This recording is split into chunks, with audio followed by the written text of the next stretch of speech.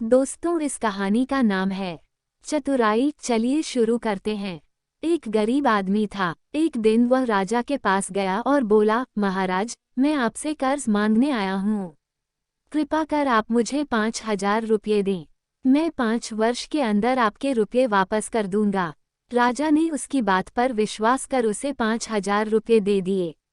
5 वर्ष बीत जाने के बाद भी जब उस व्यक्ति ने राजा के 5,000 रुपये नहीं लौटाए, तब राजा को मजबूरन उसके घर जाना पड़ा।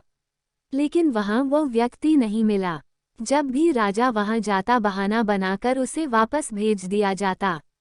एक दिन फिर राजा उस व्यक्ति के घर गया। वहां और कोई तो नहीं दिखा, एक छोटी लड़की बैठी थी। राजा ने उसी से पूछा, तुम्हारे पिताजी कहाँ हैं?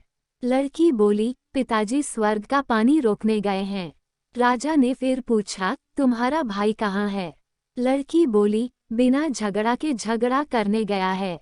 राजा के समझ में एक भी बात नहीं आ रही थी, इसलिए वह फिर पूछता है, तुम्हारी माँ कहाँ है? लड़की बोली, माँ 1 से 2 करने गई है। राजा उसके इन उल जुलूल जवाब से खींच गया। वो गुस्से में पूछता है, और तुम यहाँ बैठी क्या कर रही हो? लड़की हंसकर बोली, मैं घर बैठी संसार देख रही हूँ। राजा समझ गया कि लड़की उसकी किसी भी बात का सीधा जवाब नहीं देगी, इसलिए उसे अब इससे इन बातों का मतलब जानने के लिए प्यार से बतियाना पड़ेगा। राजा ने चेहरे पर प्यार से मुस्कान लाकर पूछा, बेटी, तुमने जो अभी अभी मेरे सवालों के जवाब दिए, उनका मतलब क्या है? मैं तुम्हारी एक भी बात का मतलब नहीं समझ सका। तुम मुझे सीधे सीधे उनका मतलब समझाओ। लड़की ने भी मुस्कराकर पूछा, अगर मैं सभी बातों का मतलब समझा दूं तो आप मुझे क्या देंगे? राजा के मन में सारी बातों को जानने की तीव्र उत्कंठा थी। वह बोला, जो मांगोगी वही दूंगा।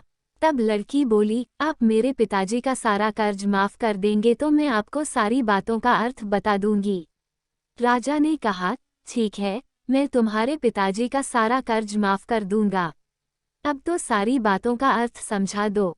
लड़की बोली, महाराज, आज मैं आपको सारी बातों का अर्थ नहीं समझा सकती। कृपा कर आप कल आएं। कल मैं जरूर बता दूंगी। राजा अगले दिन फिर उस व्यक्ति के घर गया। आज वहां सभी लोग मौजूद थे। वह आदमी, उसकी पत्नी, बेटा और उसकी बेटी भी। राजा को देखते ही लड़की ने पूछा, महाराज, आपको अपना वचन याद है ना? राजा बोला, हाँ मुझे याद है।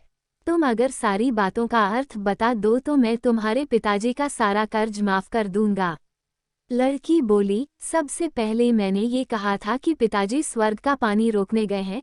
इसका मतलब था कि वर्षा हो रही थी और हमारे घर की छत से पानी टपक रहा था।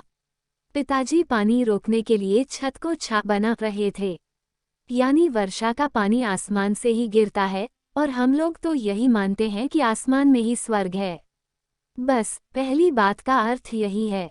दूसरी बात मैंने कही थी कि भैया बिना झगड़ा के झगड़ा करने गए हैं। इसका मतलब था कि वे रेंगनी के कांटे को काटने गए थे। अगर कोई भी रेंगनी के कांटे को काटेगा तो उसके शरीर में जहां तहां कांटा गड़ ही जाएगा, यानी झगड़ा नहीं करने पर भी झगड़ा होगा और शरीर पर खरोंचें आएंगी। राजा उसकी बातों से सहमत हो गया। वो मन ही मन उसकी चतुराई की प्रशंसा करने लगा। उसने उत्सुकता के साथ पूछा, और तीसरी चौथी बात का मतलब बेटी?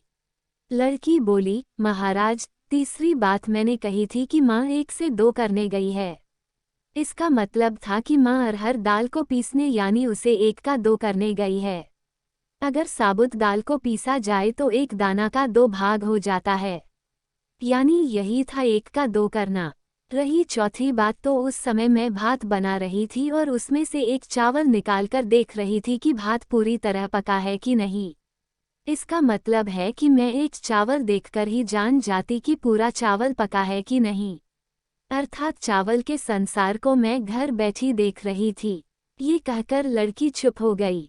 राजा सारी बातों का अर्थ जान चुका था।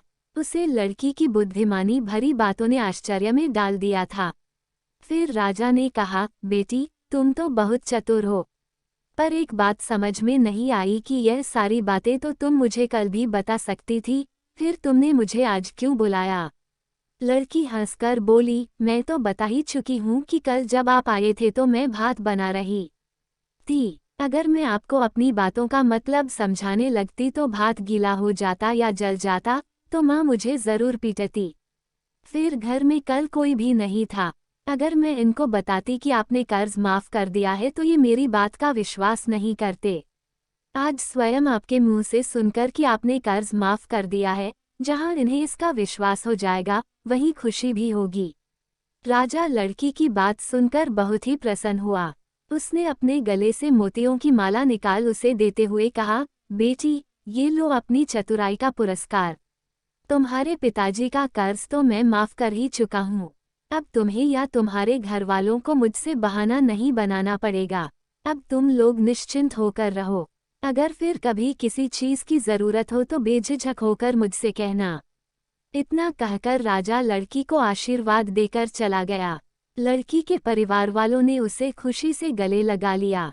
दोस्तों, आपको ये कहानी पसंद आई हो तो इस चैनल को सब्सक्राइब करें, वीडियो को लाइक करें, कमेंट करें और अपने अधिक से अधिक दोस्तों को शेयर करना ना भूलें। धन्यवाद।